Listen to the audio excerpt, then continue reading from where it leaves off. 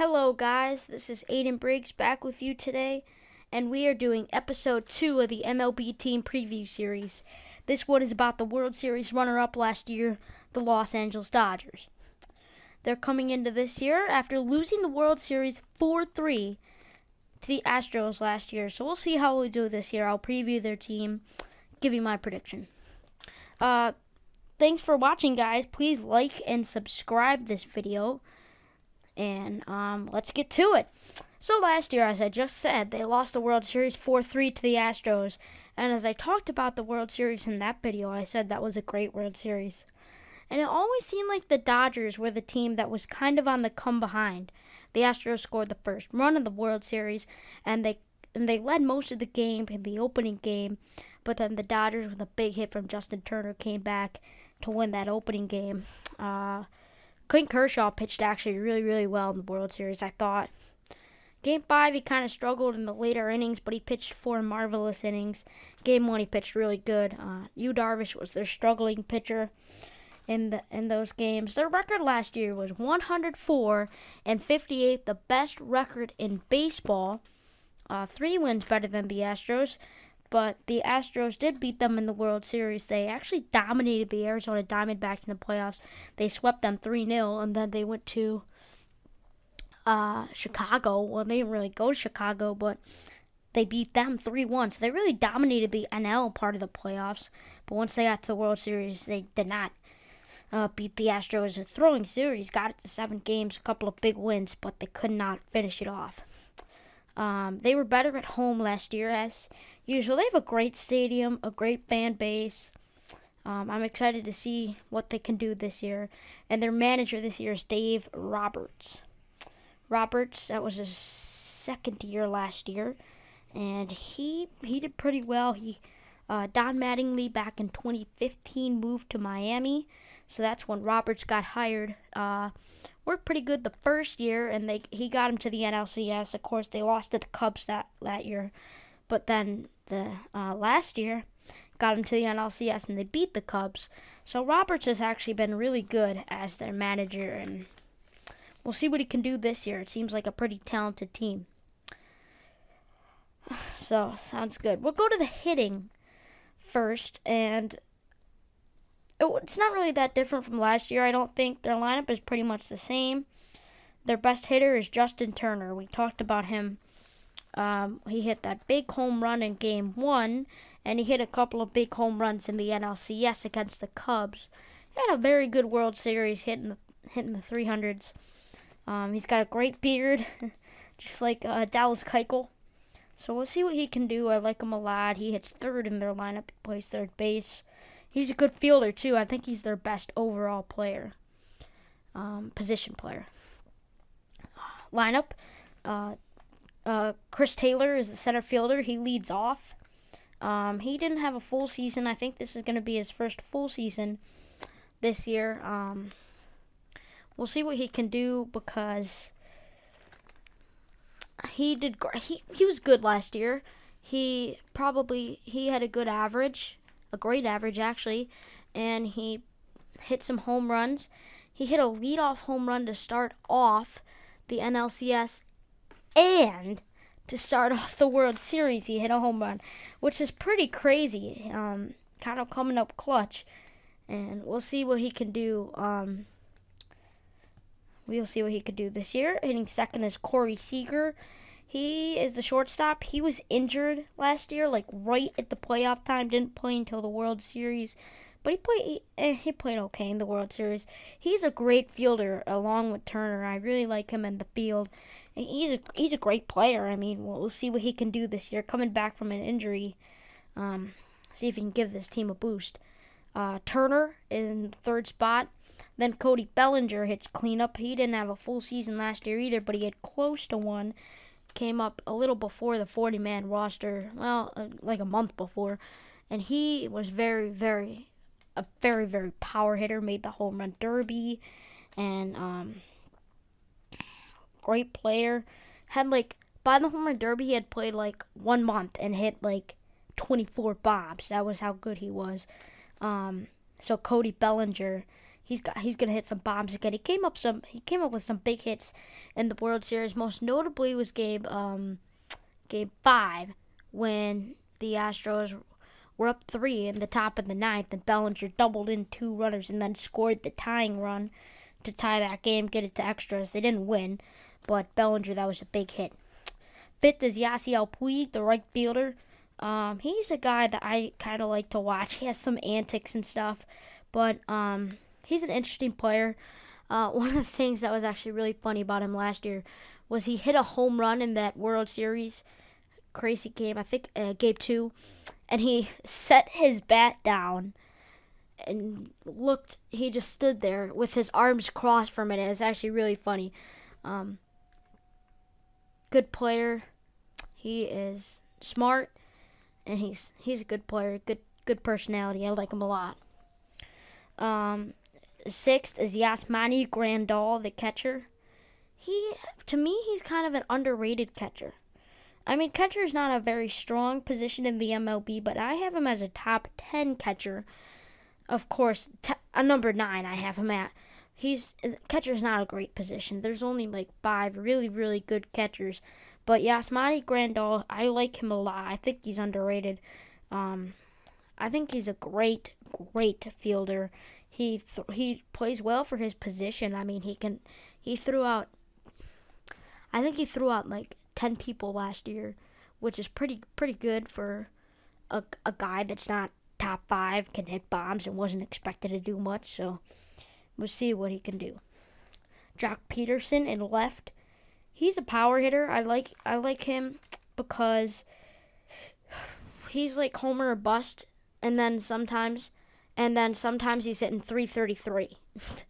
So Jock Peterson is kind of that guy where it's hot and cold stretches. And when he is hitting 333, he's usually hitting 333 with home runs. Playing left field this year, not a great fielder, but we'll see what he can do. 8th hitter Logan Forsythe at second base. He was acquired before last year in a trade with the Braves. He played the World Series and stuff. He was decent. I think he hit like 243 last year. Not much power for him, but he has a good glove as well. So we'll see at second base how he is. 9th spot goes to the pitcher, as all National League teams do. So we'll talk about the pitching in a minute for the Dodgers. The number 1 bench player on this team, in my opinion, is Kiki Hernandez. He can really go anywhere that they want him to, and Kiki could play in the infield, he could play in the outfield. He actually had he was actually pretty good in the playoffs, which was kind of surprising. He had a great series against the Cubs, hit a big 3-run shot, and I think it was game 5 against the Cubs to help them clinch that. So we'll see if he's as good this year. Kiki, like his name, Kiki Hernandez. Also, his name is Enrique Hernandez, but they call him Kiki. So interesting. For the hitting, I give the Dodgers an overall grade of an A-. Not as good as Houston in the first video, but their hitting is pretty good. They have some leaky spots. That's why I'm giving them the minus sign. Forsythe is kind of iffy. Peterson is kind of iffy. Their bench is kind of iffy. But other than that, they have some really good spots in Turner, Seager, Bellinger, Puig. Those guys do their job on a regular basis. So we'll see how they do this year. I like their hitting. Moving on to the pitching, and we all know who the best pitcher is going to be. I don't even need to introduce him, but I will. Clayton Kershaw. He's been their ace their last 2 seasons. He's won a Cy Young. Really good pitcher. But pretty much for the rotation, I mean, he's kind of all they have that's really dependable. Can go out and give you 8 solid innings every start and do it good. He's had a couple of 20-win seasons. He's just a phenomenal pitcher. But the rest of the rotation is kind of iffy. Rich Hill's their number 2. I know he's been pretty good when he's been in the majors, and he played for the A's, and then he pitched in the World Series last year and pitched okay.